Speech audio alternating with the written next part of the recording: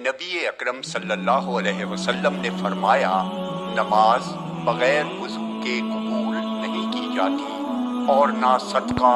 حرام مال سے قبول کیا جاتا ہے کہ رسول اللہ صلی اللہ علیہ وسلم نے فرمایا جب مسلمان یا مومن بندہ وضو کرتا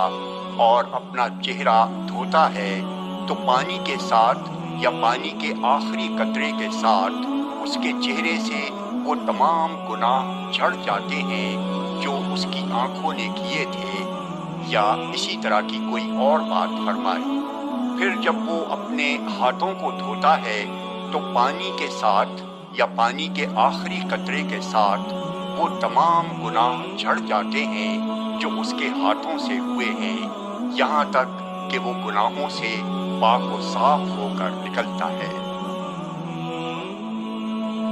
ام المومنین عائشہ رضی اللہ عنہا کہتی ہیں کہ جو تم سے یہ کہے کہ نبی اکرم صلی اللہ علیہ وسلم کھڑے ہو کر پیشاب کرتے تھے تو تم اس کی تصدیق نہ کرنا، آپ بیٹھ کر ہی پیشاب کرتے تھے۔ حذیفہ بن یمان رضی اللہ عنہ کہتے ہیں کہ نبی اکرم صلی اللہ علیہ وسلم کا گزر ایک قوم کے کوڑے کرکٹ کے ڈھیر پر سے ہوا تو آپ نے اس پر کھڑے ہو کر پیشاب کیا۔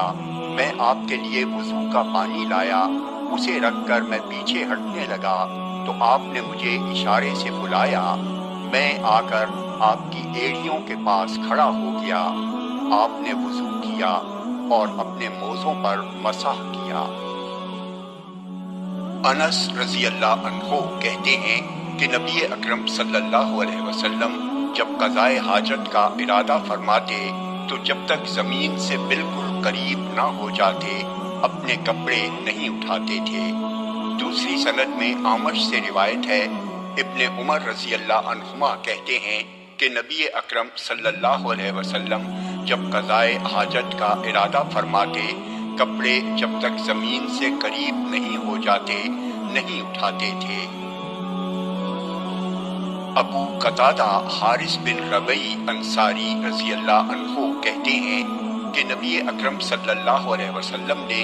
اس بات سے منع فرمایا ہے کہ آدمی اپنے داہنے ہاتھ سے اپنا عضو تناسل چھوئے۔ عبد الرحمن بن یزید کہتے ہیں کہ سلمان فارسی رضی اللہ عنہ سے بطور طنز یہ بات کہی گئی کہ تمہارے نبی نے تمہیں ساری چیزیں سکھائی ہیں، حتیٰ کہ پیشاب پاخانہ کرنا بھی، تو سلمان فارسی رضی اللہ عنہ نے بطور فخر کہا ہاں ایسا ہی ہے، ہمارے نبی نے ہمیں پیشاب پاخانے کے وقت قبلے کی طرف منہ کرنے، دائیں ہاتھ سے استنجا کرنے اور 3 پتھر سے کم سے استنجا کرنے اور گوبر اور ہڈی سے استنجا کرنے سے ہمیں منع فرمایا ہے۔ عبداللہ بن مسعود رضی اللہ عنہ کہتے ہیں کہ نبی اکرم صلی اللہ علیہ وسلم قضائے حاجت کے لیے نکلے تو آپ نے فرمایا میرے لیے 3 پتھر ڈھونڈ لاؤ۔ میں 2 پتھر اور ایک گوبر کا ٹکڑا لے کر آپ کی خدمت میں آیا